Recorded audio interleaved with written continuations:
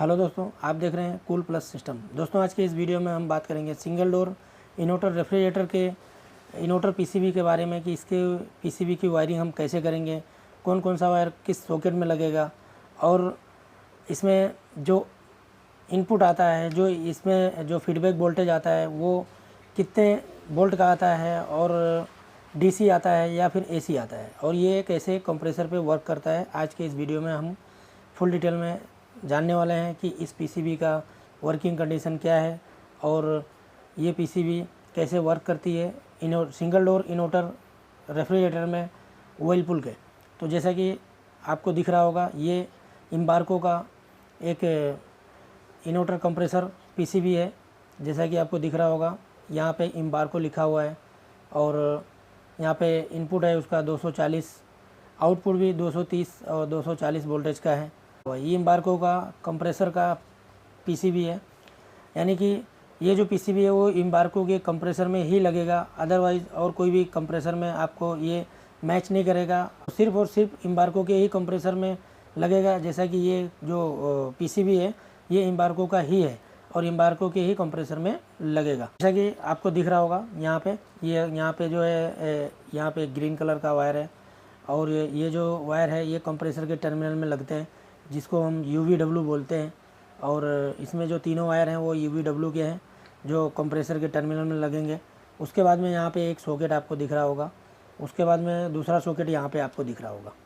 तो ये जो पीसीबी है, यहाँ पे ये जो सॉकेट आपको दिख रहा होगा, यहाँ पे जैसा कि आपको दिख रहा होगा, ये जो सॉकेट है वो न्यूट्रल फेस आएगा। जैसे आप अगर बोर्ड को चालू करते हैं तो इस पीसीबी में डायरेक्ट करंट न्यूट्रल फेस आएगा, तो ये पीसीबी ऑन हो जाएगी।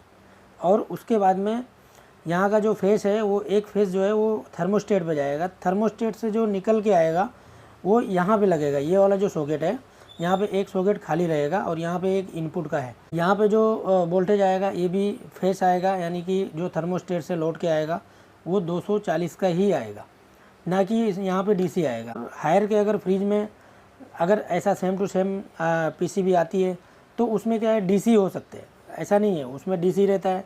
लेकिन व्हर्लपूल के रेफ्रिजरेटर में सिंगल डोर में जो आउटपुट जो आता है ये पीसीबी को स्टार्ट करने के लिए और इस कंप्रेसर को स्टार्ट करने के लिए, तो वो जो है वो 240 ही आएगा, आउटपुट जो थर्मोस्टेट से आता है।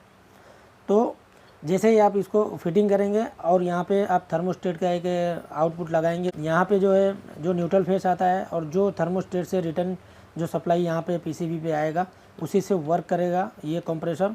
और आप इसको लगाएंगे और उसके हिसाब से ये तुरंत का तुरंत स्टार्ट हो जाएगा। वो 1 से 2 सेकंड में कंप्रेसर स्टार्ट हो जाता है।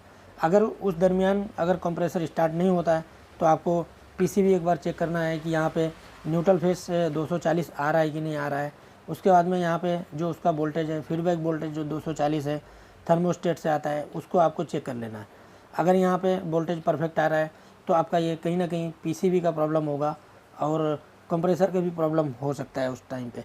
तो अगर ये पीसीबी सप्लाई उसको देगा भी, अगर कंप्रेसर में प्रॉब्लम होगा तो कंप्रेसर डालने की ज़रूरत पड़ेगी। अगर कंप्रेसर आपका बराबर है तो ये पीसीबी आपको डालने की ज़रूरत पड़ेगी। तो पहले आप पीसीबी को डाल के आप चेक करेंगे कि हमारा कंप्रेसर परफेक्ट है कि नहीं, तो उस हिसाब से आप इसको चेक कर सकते हैं। तो 2 से 3 सेकेंड में कंप्रेसर को ये सप्लाई दे ही देगा। और अगर सामने थर्मोस्टेट से अगर सप्लाई नहीं आ रहा है, यहाँ पे जो फीडबैक वोल्टेज 240 का कंप्रेसर को स्टार्ट करने के लिए, तो आप वो थर्मोस्टेट बदली करने की ज़रूरत पड़ेगी। क्योंकि अगर वहाँ से अगर सप्लाई ये फीडबैक वोल्टेज पर नहीं आएगा तो ये आप मान के चलें कि फिर आपका ये पीसीबी या कंप्रेसर स्टार्ट नहीं होगा।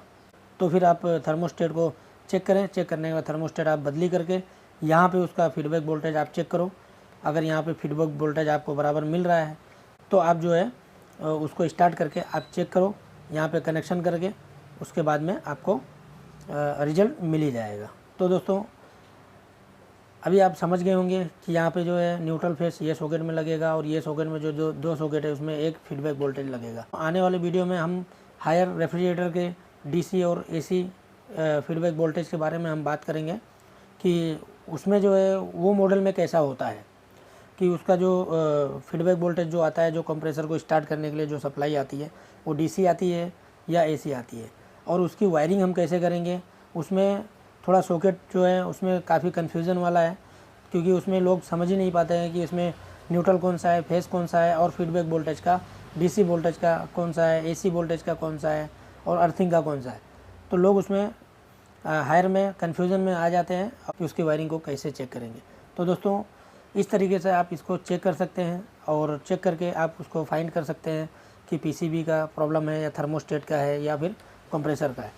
तो दोस्तों अगर आपको ये वीडियो पसंद आए तो लाइक करें, शेयर करें, साथ ही सब्सक्राइब करना ना भूलें। मिलते हैं नेक्स्ट वीडियो में।